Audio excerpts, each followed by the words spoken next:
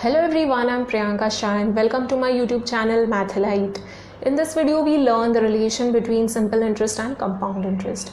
So there are two important points that you need to keep in mind. The first one is simple interest on a certain sum and at a certain fixed interest rate is the same every year. You must have learned this in the beginning itself, but let us revise this thing. Simple interest on a certain सम, एक principal fix principal बताया गया है and at a certain fixed interest rate, मतलब interest change नहीं हो रहा है, एक प्रिंसिपल बताया गया है, रेट ऑफ इंटरेस्ट बताया गया है. तो if you calculate the simple interest of this amount that is the principal, ठीक है, उसका सिंपल इंटरेस्ट फाइंड करने जाएंगे, then every year the simple interest is going to be the same. Okay, so let's say कि first year का simple interest 50 rupees आ रहा है, तो सेकंड ईयर का भी सिंपल इंटरेस्ट 50 रुपीज़ होगा, थर्ड ईयर का भी सिंपल इंटरेस्ट 50 रुपीज़ होगा, फोर्थ ईयर का भी 50 होगा, 10 ईयर्स के बाद भी 50 ही होगा, as long as the rate of interest is same. And हम लोग सेम प्रिंसिपल पे कैलकुलेट कर रहे हैं, ठीक है. So let us consider one example. Okay, so first year है and let's say कि principal is rupees 600, okay, and rate of interest is 10% and time period is 1 year. तो simple interest क्या हो जाएगा? It is P into R into T upon 100, ठीक है. So this is 600, this is 10, this is 1 upon 100, 0 0 0 0 cancel हो गया, कितना आया? 60 रुपीज़ आया. ये फर्स्ट ईयर का सिंपल इंटरेस्ट है. सेकेंड ईयर का सिंपल इंटरेस्ट कैलकुलेट करते हैं. नाउ सेकेंड ईयर अमाउंट हम लोग फाइंड कर सकते हैं. अमाउंट कितना हो जाएगा? Principal plus interest that is 600 plus 60. So that is nothing but 660. But this is not going to be the principal for next year. वो compound interest में होता है.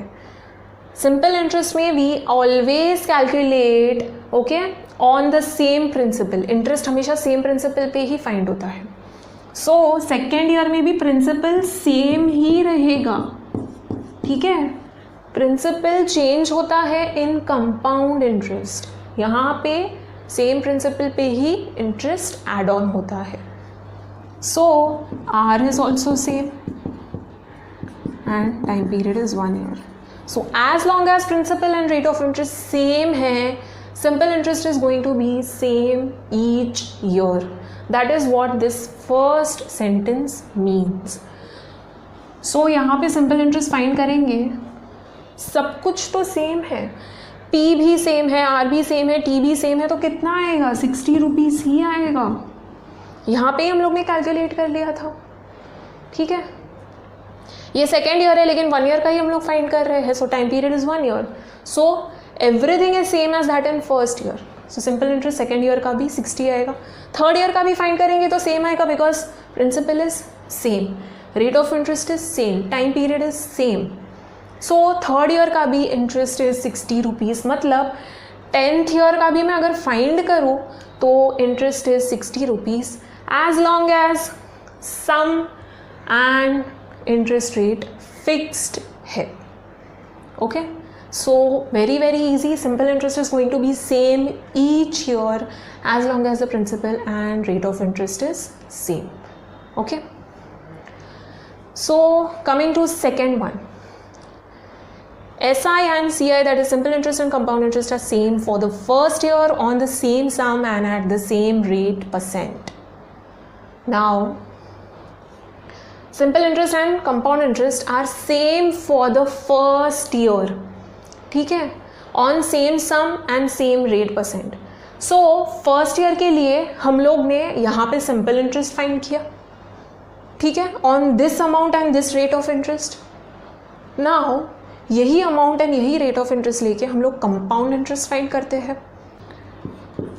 This was the simple interest. अब हम लोग कंपाउंड इंटरेस्ट फाइंड करते हैं. तो first year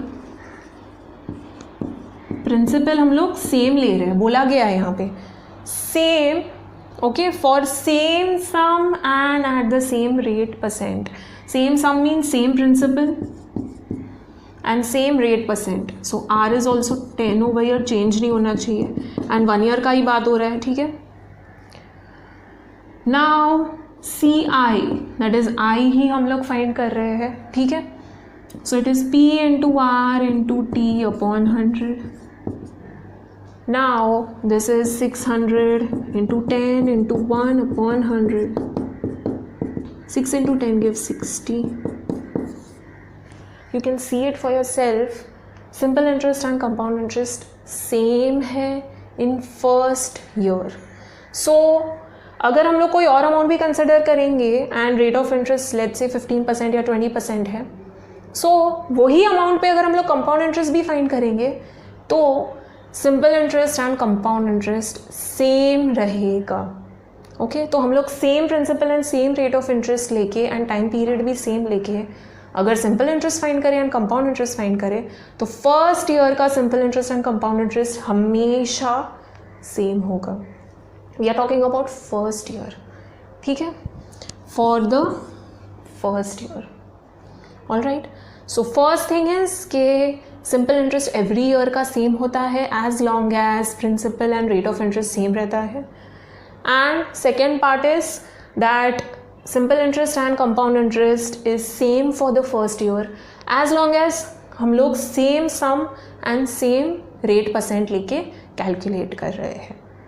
Okay, so these are the things that will be useful when you will be solving the numericals. Okay.